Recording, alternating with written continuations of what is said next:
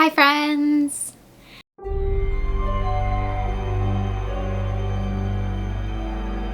I am so excited you're here today because I'll be talking about some summer horror book recommendations. These are going to be darker books, more disturbing books, anywhere from extreme to just psychological or emotional, heavier summer horror books. If you're looking for light and fun summer horror book recommendations, I did do a short recently with some lighter books, and also my recommendation video from last year. I think I go over many different subgenres of horror in that recommendation video, but these are going to probably ruin your life for just a moment after you read them. So let's get right into it. Let me start ruining your life. And I gotta start with Pen Pal by Dathan Arbach. This is originally a creepypasta.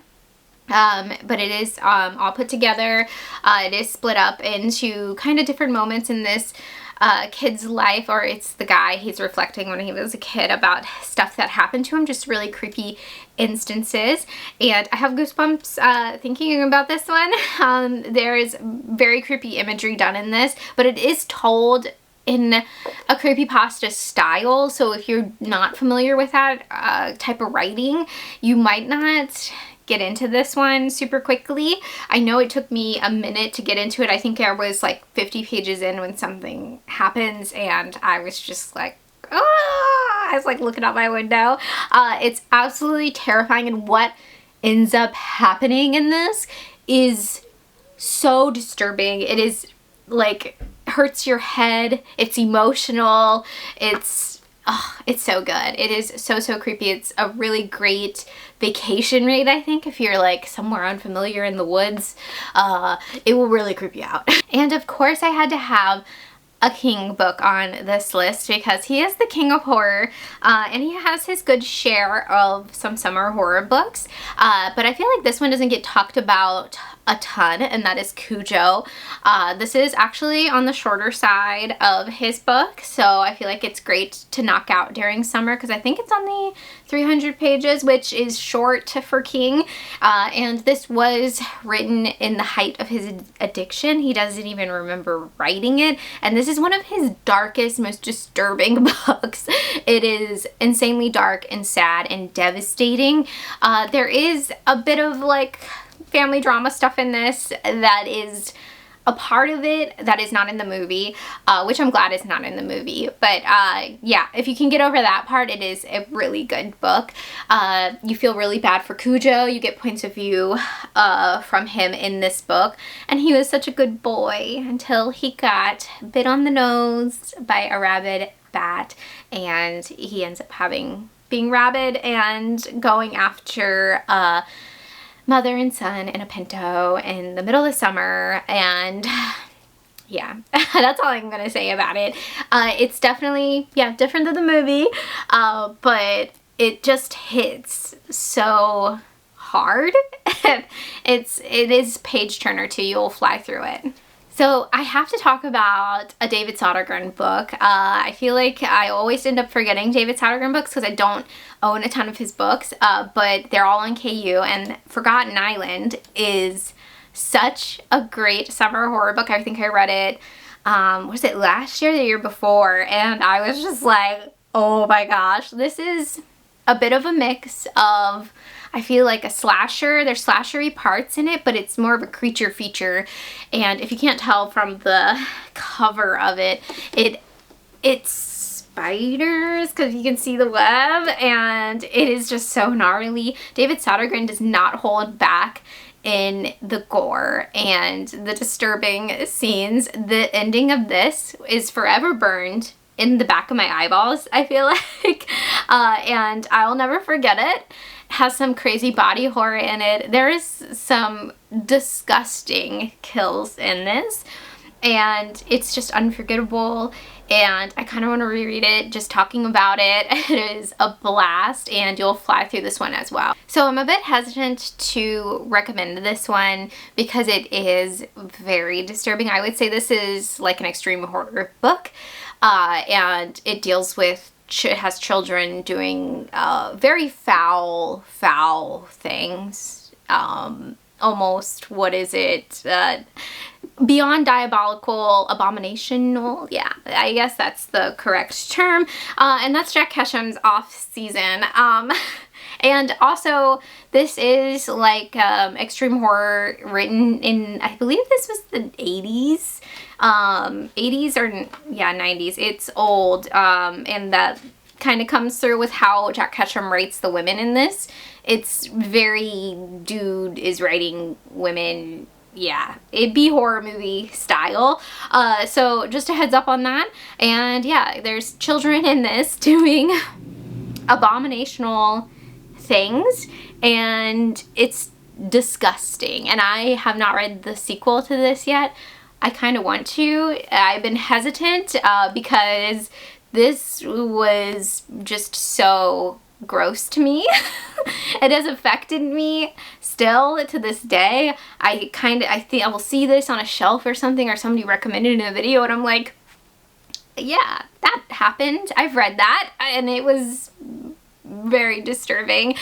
So if you want to have the most disturbing summer ever, definitely check out Off Season by Jack Ketchum. And you guys probably knew this one was coming. Gone to See the Riverman by Christopher Triana is on a summer horror list out there somewhere. This is another extreme horror book, but I feel like it's more psychologically extreme, if that makes any sense. You follow a diabolical, abominational as well character in this, and you're with her, and she's just horrible. She is in love with a serial killer who is in prison, and she's writing to him, and he gives her this task to go see the Riverman, and it's just awful. She's an awful human being, and it's really tough to read. It's really tough to get through, and it's one of those books where you read it and you kind of feel like scooped out inside, like your whole insides are scooped out. You're just like hollow afterwards. There's some horrific language used in this as well, so it's a lot. It's a lot. I read this like 2 years ago, and I'm still like, I don't even want to like go near that one ever again. But if you're looking to be disturbed this summer, definitely check it out. Like, that's this whole video. If you want to be traumatized by a book, here you go. Here's some recommendations. So, of course, I had to bring up The Nest by Gregory A. Douglas. I actually did not read this one during summer, and I'm kind of mad at myself. I think I read it during winter. But this takes place on an island, and there's a big storm coming, and there's just all hell breaks loose with some giant roaches. And not only do these roaches are just, you know, doing roach things, I guess, that roaches do, they eat humans, and they don't only just eat like the flesh of humans, their little teeth can eat all the bones as well. So they make this like horrible sound in it. I feel like this book translated the kill scenes so well, like I could see it in my head so well. The adaptation of this, I believe, is free on YouTube, or it will be on Tubi or something, and it has this iconic cover on it. I would try to put it here. It's like, yeah, this woman just on this giant roach on her.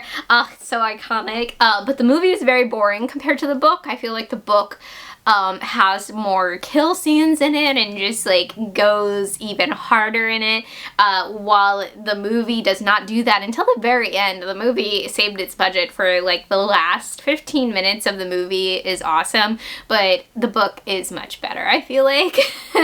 And yeah, the perfect summer horror book, maybe read while you're camping and freak everybody out. So I absolutely love Michael McDowell. You guys know that. I'm a huge McDowell fan. And of course, I want to recommend The Elementals. I do, but it's not disturbing. It is scary. I think it's a great beach read. If you're at the beach house, you know, break out The Elementals.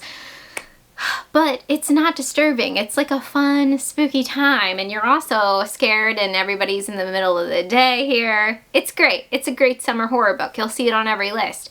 What I feel like you never see on any list are McDowell's, is a couple of other McDowell books, but I'm only going to talk about one here. But he does typically write about the South. I'm not going to say in all of his books he wrote about the South, but it's always hot, usually. And The Amulet is one of his, I feel like, underrated books people don't talk about. And it is a summer horror book. It takes place in summer in Alabama, and it is hot, hot, hot, and there is a cursed amulet making its rounds in the town. Is it Pine or something? Like a small town. And yeah, there's a great opening in this. It really sets the scene, and it's just so good. It's so creepy. You know the worst possible thing is going to happen, and then it just gets even worse. It's worser.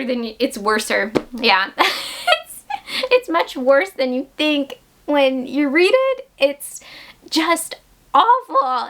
He just goes there. He's very imaginative with his kills in this, and oh my gosh, he brings the bloodbath to summer in this book. And yeah, you just sets the scene. You love your main character so much, and the ending of this is fantastic, and you cannot put it down during the last like 50 pages or so. I was shifting a little bit to more emotional summer horror books that I feel like are still very effective to making you feel horrible, but they're not as gruesome or campy or anything like that. They're more slow burn but deep. You know what I mean? So starting off with The Haunting of Hill House by Shirley Jackson. I feel like this is a must read. I wish they maybe read this in school. I probably would have been a different person, honestly, if I read this at a younger age. I didn't read this until I was like 30 years old. Like, that is so sad. But anyways, this is such a good book, but it's very emotional and sad, and you really feel for Eleanor in this. But I mean, in my opinion, after many rereads, I think she is a bit of a villain in it, but it doesn't make me not love her any less. But yeah, it's very emotional, and it takes place during summer in Hill House, this Victorian haunted house where Dr. Montague is doing a study for psychic phenomenon and invites Eleanor applies or goes to it, and some stuff happens. It's like so emotional and sad, and it deals a lot with grief, and I feel like that comes through the more you read it, or more times you reread it, you get like, oh, like there's a lot of grief in this. Hence, Mike Flanagan's adaptation. Literally all of the kids in that are the 5 stages of grief. And yeah, it's fantastic. I have goosebumps thinking about it, like how much I love this book. And also Paul Tremblay's Disappearance at Devil's Rock. And no, I'm not going to talk about Cabin at the End of the World. That one is also pretty devastating summer vacation horror read. You see that recommended a lot, but this also takes place during summer, and it's like a hiking situation where a boy goes missing and the family is looking for him. It's very deep and emotional. It also has a bit of a detective POV, but I still loved it. And the more gnarly parts in it, I feel like, happen in the detective viewpoint. But yeah, it's very, very emotional and a slow burn, and the ending will have you in tears. Okay, coming back to the fun the fun horror, I gotta say, as it's disgusting and disturbing. Kill Hill Carnage by Tim Meyer. This is exactly what it looks like, okay? I don't even have to tell you the synopsis of it. It's a camping trip that goes horribly, horribly wrong. If you are fans of The Toxic Avenger and like, I don't want to say trauma movies in general. This but read like a trauma movie, which I love most trauma movies. So I absolutely love this. I had a blast with it. It was so much fun. It's absolutely disgusting and gnarly, and I believe it's on KU, so you can like fly through it.